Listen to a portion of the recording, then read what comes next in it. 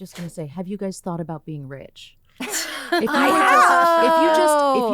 Kiran, do you understand? Such a simple solution to a difficult problem. You're in America. Have you thought about just being rich? Because none of this would be an issue. And welcome back. You're listening to Hysteria, the attenzione pickpocket of American politics podcasts. We're all here in the same room. We're here. We're all here in the same room. So, I mean, I feel like weird introducing somebody to people who are already here, but this is for our listeners because it's not a visual medium. Our first panelist is a comedian, and she's going on tour in the Midwest in September. Great time to not be on the West Coast. And I love corn. Oh, same. She's co-host of I Love My Kid, But recently featured in a billboard in something called Times Square. Mm-hmm. Heard of it, which is a new parenting podcast that is also funny. Megan Gailey, welcome to Hysteria. Hello. I hope the naked cowboy saw me. Is What he if- gone? Is the naked cowboy still there? I haven't seen him since COVID. Oh, no. Another COVID casualty. Haven't seen him since COVID, but You know now what? I'm going to Google and check on his status. Okay. But don't look up his voting record.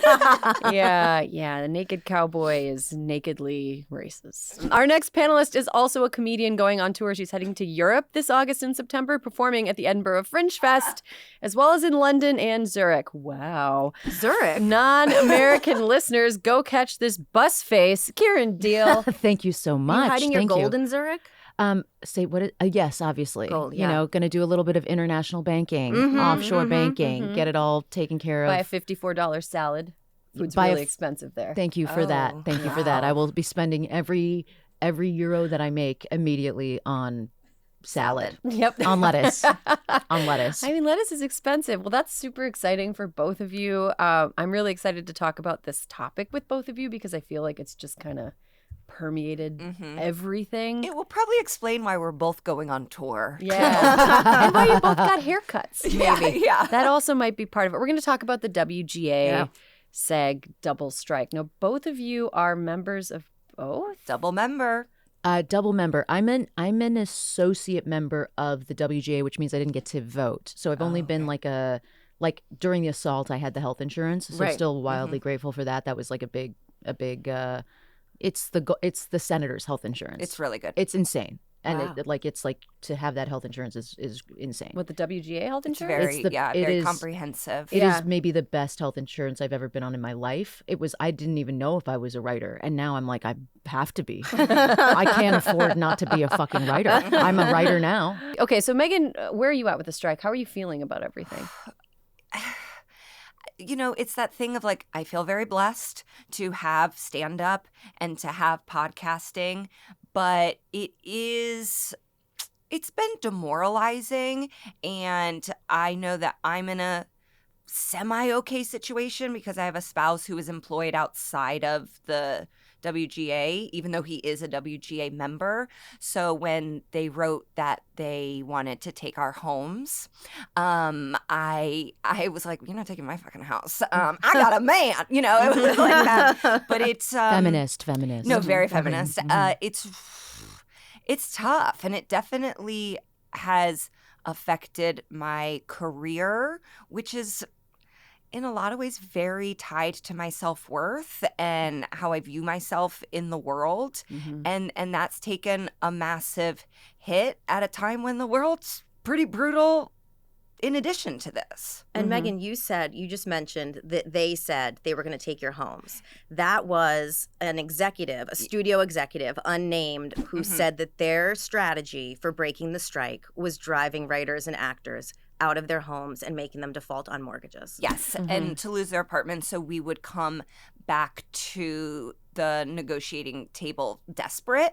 Right. And that was a genuine tactic, and I heard behind the scenes they were split on whether to do that or not, and it sort of galvanized all of us to be like, you want to what? And this is what we're dealing with, and look what we're up against here.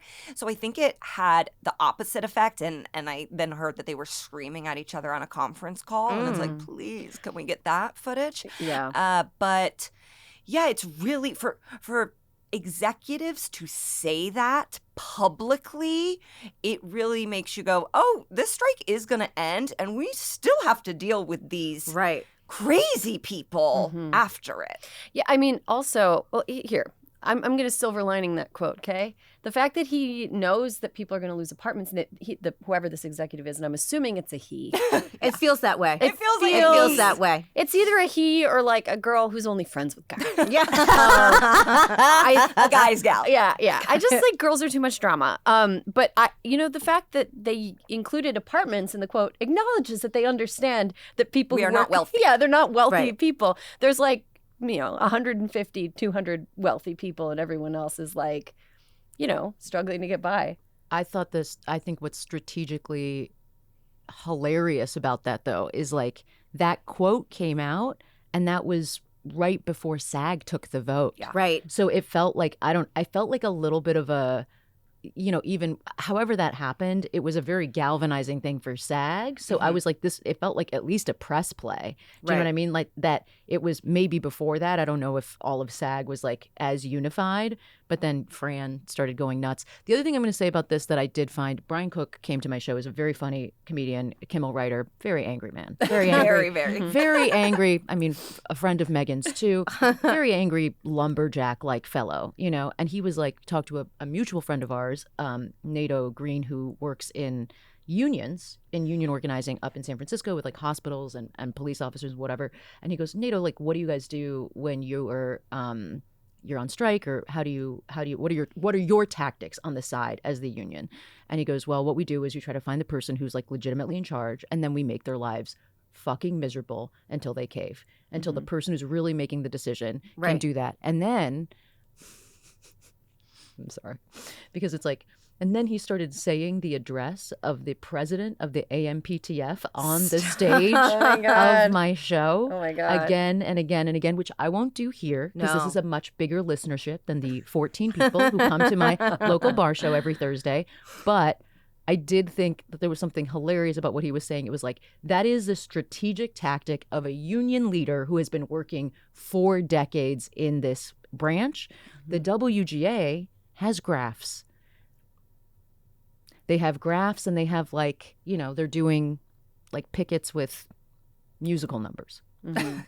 You know what I mean? Like I'm saying like that's what's interesting. It's like the idea that it ever like was going to be some sort of like gentleman's like rosy thing, I think is kind of a misnomer to what an argument that reaches an impasse even means, because there's just so much money on the table for them. So of course it's like, if it got to the point of a strike, of course you're gonna fucking go down kicking and screaming.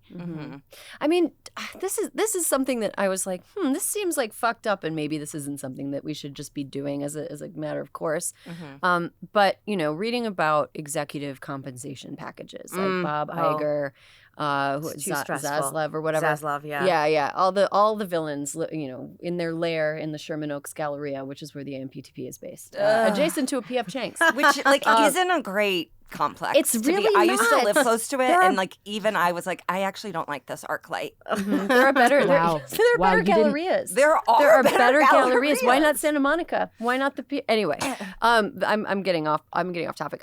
You read about their compensation packages, and it's like they get paid, $5 million in dollars, and then like $30 million in stocks. So they make more money if they drive the stock price up. And in order to drive the stock price up, they have to convince investors that the value and the amount of money generated is constantly going to go up.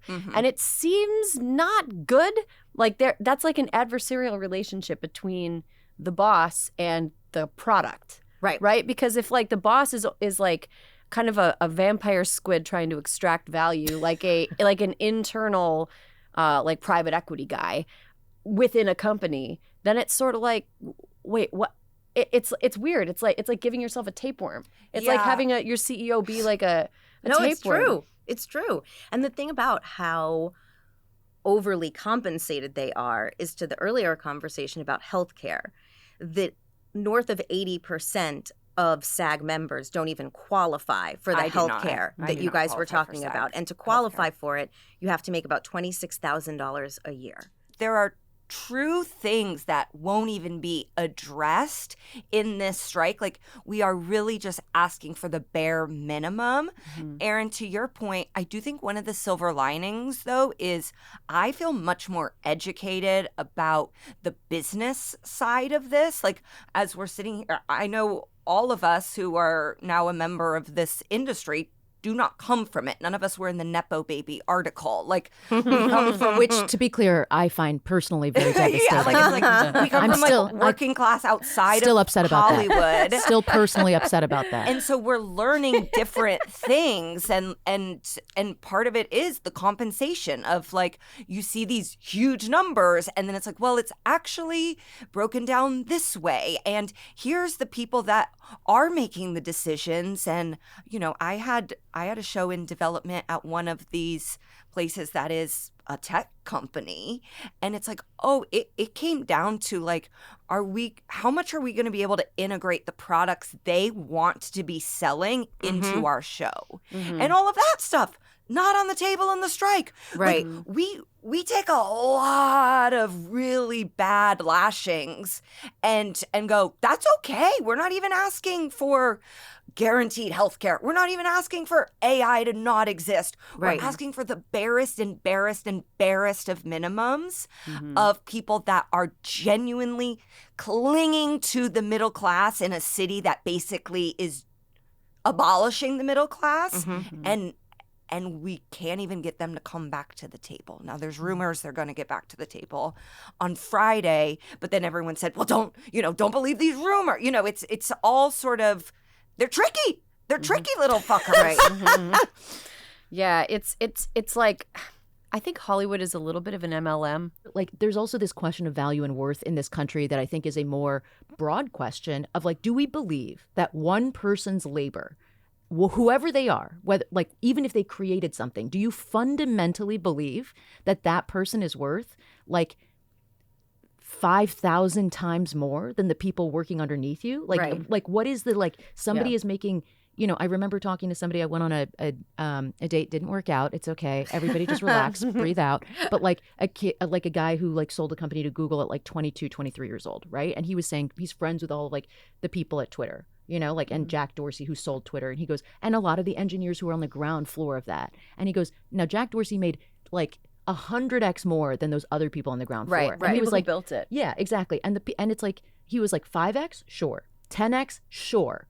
But what is our exponential idea of, like, of what we think the inherent value of one individual should ever be? Totally. And that is, I think, a very particularly bizarre question in the United States. Yeah, right. and I think that's something that the WGA has done really well, and now SAG, but WGA is now going on 90 plus days of the strike, is to go, it's very easy for quote unquote regular people, my friends back in Chicago, Indianapolis, to go, well, Colin Farrell's picketing and he seems like he has a great life. And it's like, absolutely. Colin Farrell is out there because he looks great and because he raises awareness. So handsome. We're not handsome. passing. He used to run shirtless through my neighborhood. So hot. Through my neighborhood. Why don't you have footage of that, and why aren't you sharing it online right now? The hat for Colin Farrell. We're passing the hat for Kiran and me and for other folks, but it also to say this is a labor fight. This has Thank you for saying me first. This ties to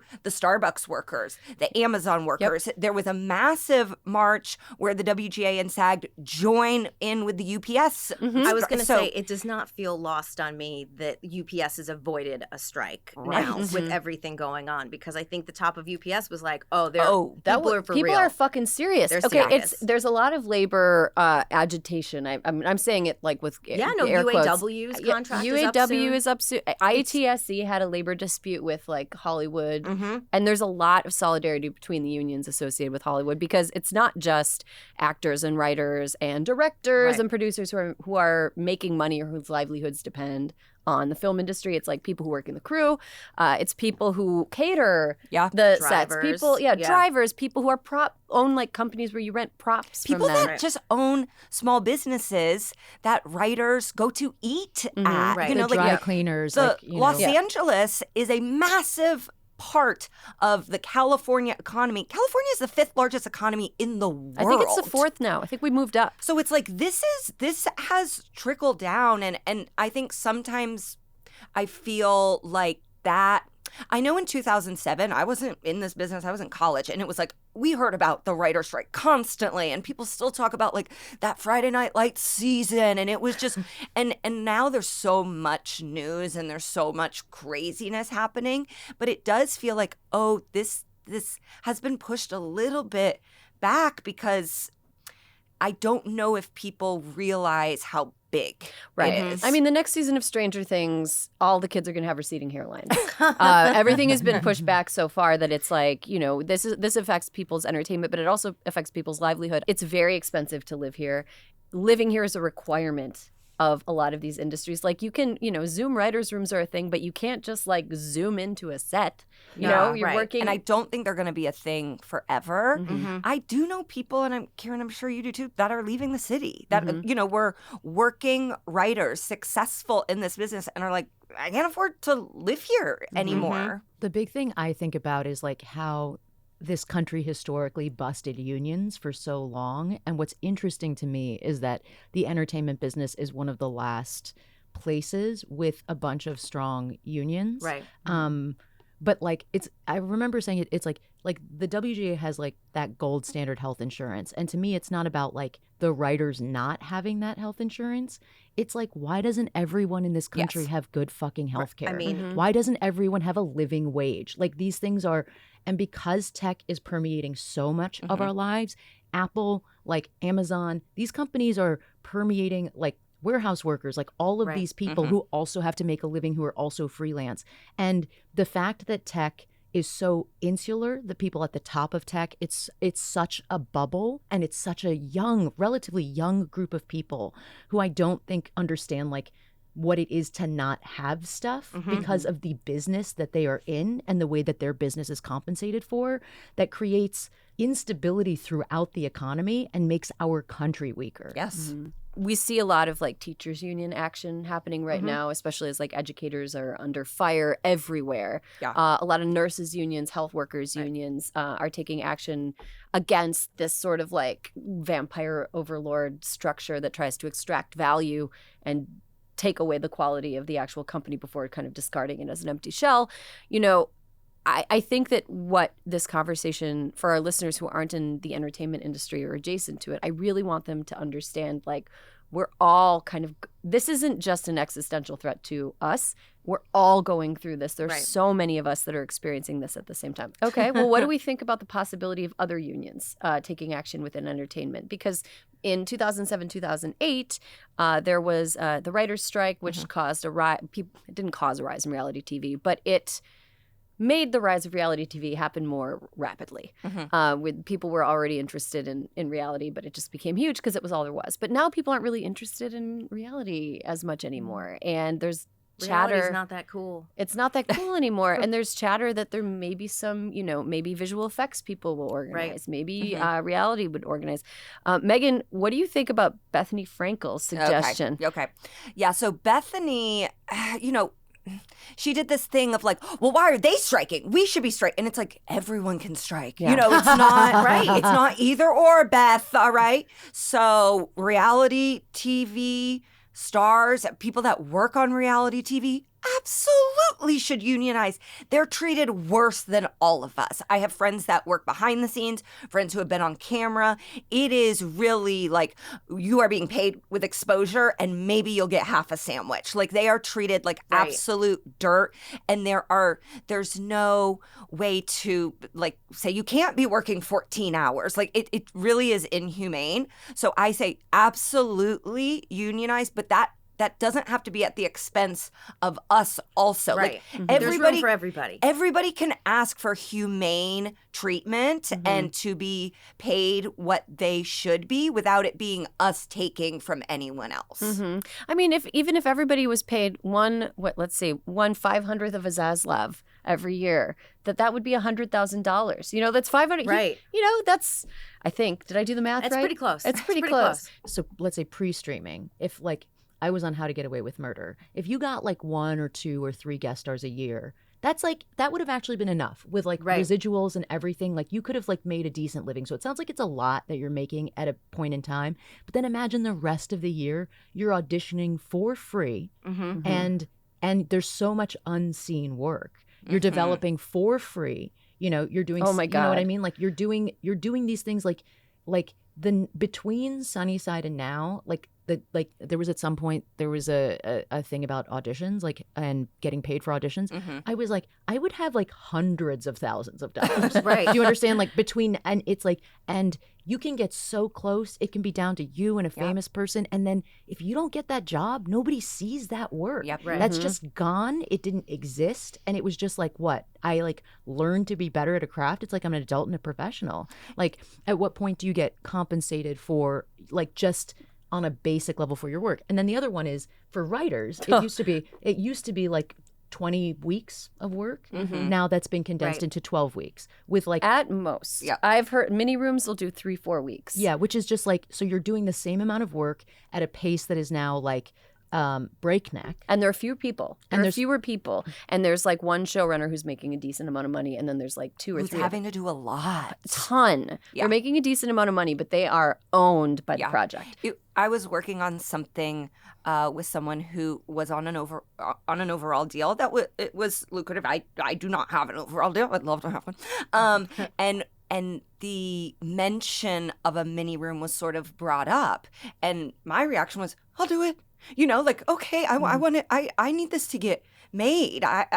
This is my third attempt at, like, I'll do it. And the person who is financially more stable than me was like, no, we will not be doing that because that's not correct. And that's why we're going to be striking. And it was like, oh, I'm kind of the bad one here that's willing to do this mini room that we are now saying is no, don't do that. But that came from genuine need.